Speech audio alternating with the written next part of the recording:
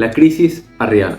Seguramente es un tema controversial, algunas personas lo comprenden más, otros capaz ni enterados están, pero hubo una época en que la gran mayoría de la iglesia, los obispos, sacerdotes e inclusive el Papa Liberio llegaron a ciertamente apoyar el arrianismo, en su gran mayoría. El Papa Liberio como tal no es que apoyó, sino que firmó una sentencia al término substancia, en el sentido de Atanasio, cuando lo usa consubstancial al afirmar la deidad de Cristo junto al Padre. Y bueno, entonces hoy lo que vamos a estar hablando es un poquito de esta crisis arriana que ocurrió, irónicamente, luego del concilio de Nicea. Todo empieza con Arrio, que es un presbítero de la iglesia de Alejandría. En el año 319 él acusa a su obispo Alejandro de ser, o al menos tener alguna preferencia por la tesis de Sabelio. ¿Qué es la tesis de Sabelio? Bueno, que las tres personas en realidad son manifestaciones del mismo Dios, pero no son personas diferentes como tal, sino manifestaciones del mismo Dios y por tanto de la misma persona.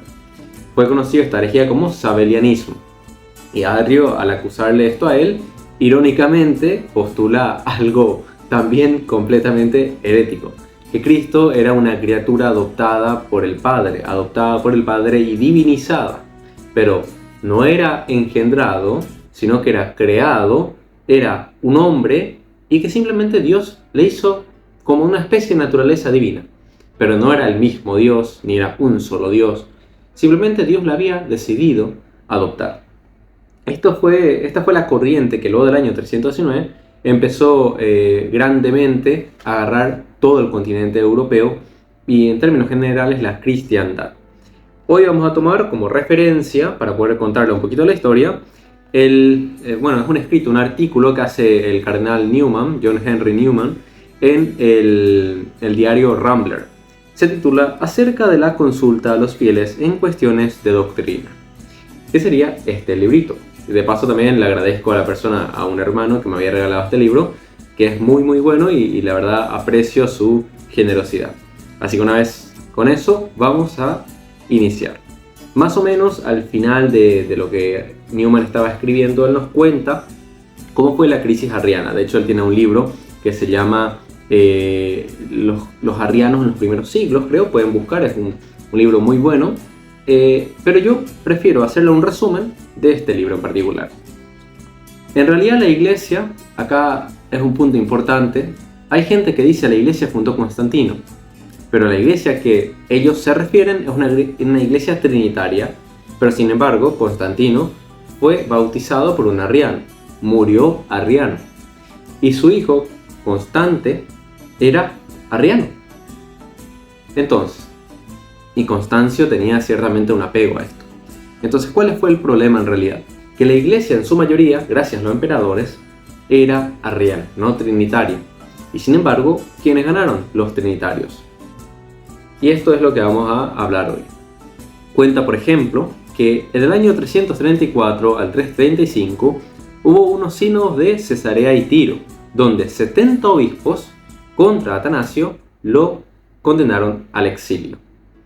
¿Por qué Atanasio? Bueno, porque Atanasio decía que claramente Cristo era Dios, ya que le había recibido esta transmisión oral, digamos, directamente de San Antonio Abad, de un monje.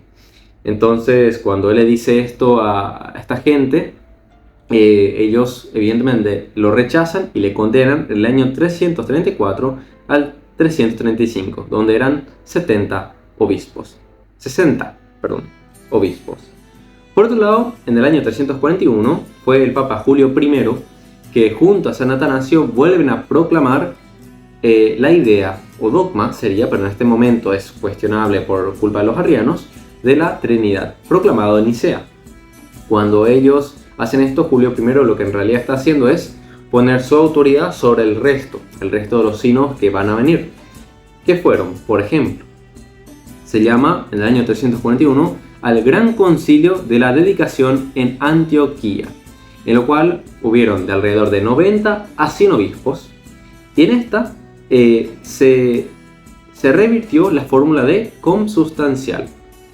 Y dice también que 4 o 5 credos, en lugar del niceno, fueron sucesivamente adoptados por los padres convocados. Para reemplazar el credo niceno, de más de 90 a 100 obispos, ellos rechazaron esto y, por supuesto, el término consubstancial, e hicieron de 4 a 5 credos diferentes. Y eso, la verdad, es un tema grave, ya que estamos hablando de autoridades de la Iglesia. En el año 345 se hace el concilio macróstico, que es el que suprime otra vez el término substancia.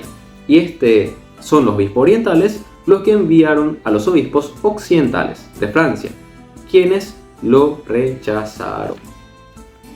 Luego podemos ver también en el año 347 el Gran Concilio de Sárdica, integrado por más de 300 obispos. Podría llegar a ser 380 según algunos datos. Y en esta se cuestiona si le agarran o no le agarran a Atanasio, si le pueden o no aceptar. Y lo que dice es lo siguiente: que allí excomulgaron al Papa y a los padres de Sárdica, en lo cual 75 obispos se retiraron a Filipópolis, en el lado tracio del monte Hermón. Y eso fue otro problema más que había ocurrido. En el año 351, los obispos orientales se reunieron en Sirmio, y los obispos semi-arrianos comenzaron a separarse de los arrianos y a formar un partido aparte. Es decir, los arrianos como tal surgen, vamos a decir de una manera un auge mayor, en el año 319. En el año 351 ya no solamente hay arrianos, sino también semi-arrianos. ¿Y estos contra quiénes? Contra una minoría muy pequeñita que eran los trinitas.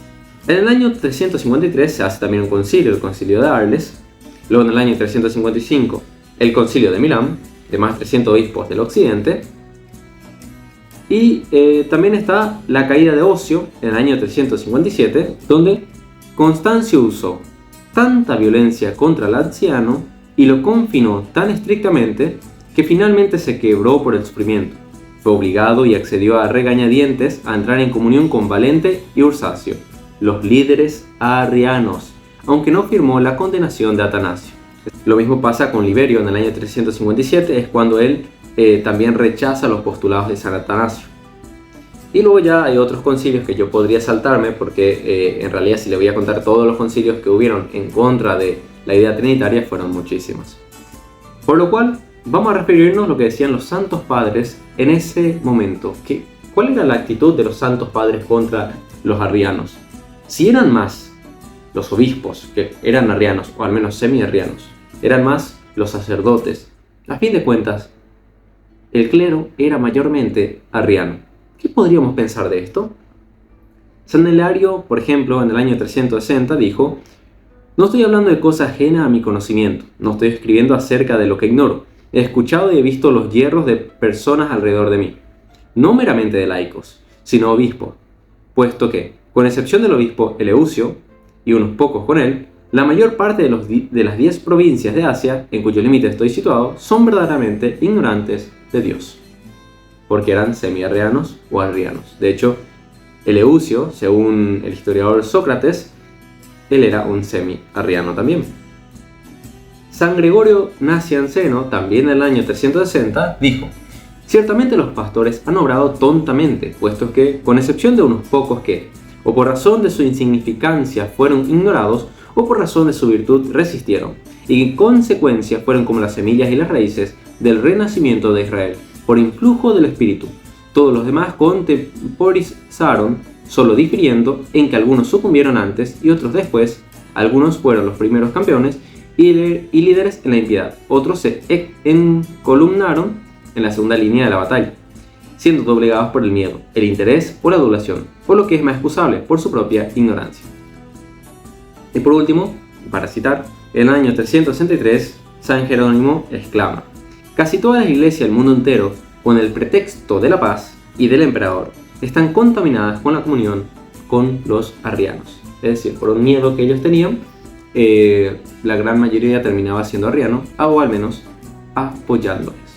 En el libro Historia de los Arrianos de San Atanasio, él describe cómo los emperadores, ya sea Constante, buscó perseguir a toda la fe trinitaria, pero los principales en oponerse eran los laicos, ya que ellos habían adoptado precisamente la fe nicena.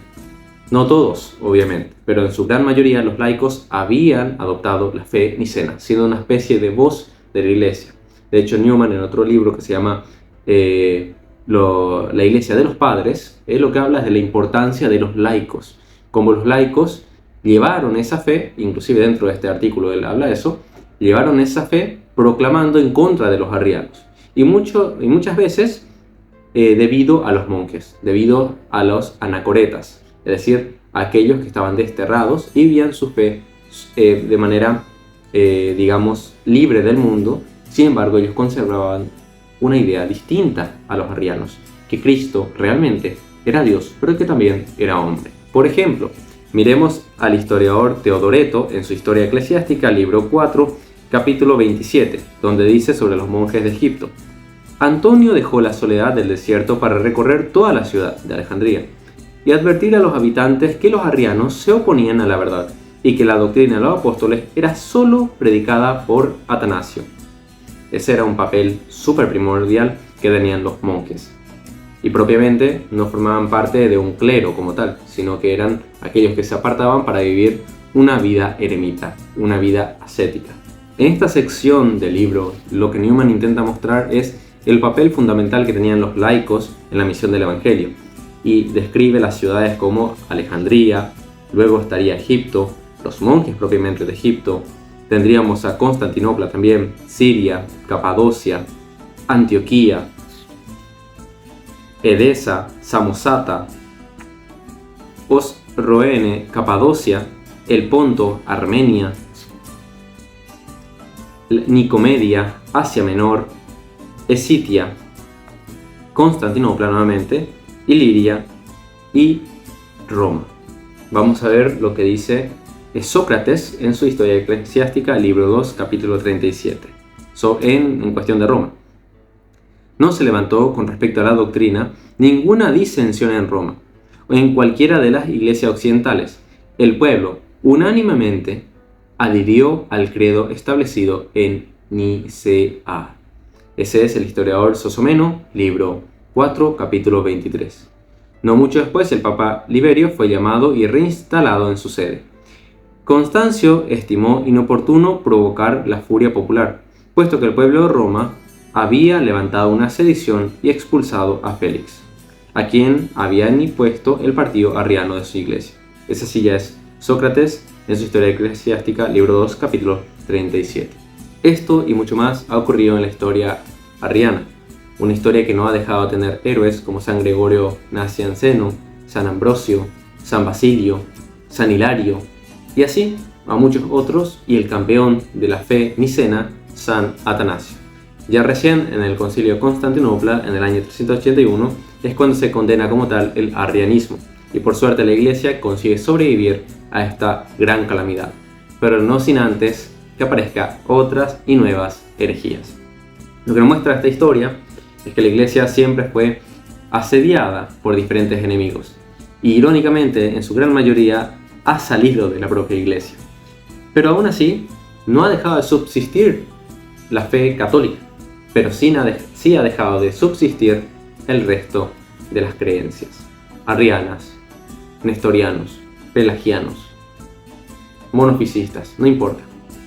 Sea la creencia que sea, a fin de cuentas ha cesado, al menos el movimiento. Si bien la creencia se puede volver a, vamos a llamar así, reencarnar, por ejemplo, en un testigo de Jehová, que tiene una fe muy similar al arriano, y así. Pero algo es seguro, toda herejía pasará, morirá, y quien subsistirá en este mundo será la Iglesia de Cristo, ya que Él ya dio su promesa. Él ya venció la muerte y está esperando que nosotros terminemos lo que debemos de hacer, evangelizar, que es lo que nos muestra esta historia. Cuando salen enemigos de la Iglesia, nosotros evangelizamos. Cuando hay problemas, nosotros evangelizamos. Cuando hay conflicto entre nosotros, nos evangelizamos. Creo que es un llamado a una reflexión en donde la historia de la Iglesia nos muestra que sin esa vida espiritual, como por ejemplo los monjes, que han tenido un papel súper primordial para predicar la fe verdadera, sin este papel espiritual es imposible todo. Así que creo que con eso podría finalizar. Espero que le haya gustado, que les sirva. Por favor, compartan, a mí me ayuda muchísimo. y guárdenlo, también comenten lo que les parece, si les gustó, si hay algún padre de la iglesia que yo he citado que le gustaría saber más sobre él. Así que nada, hasta la próxima.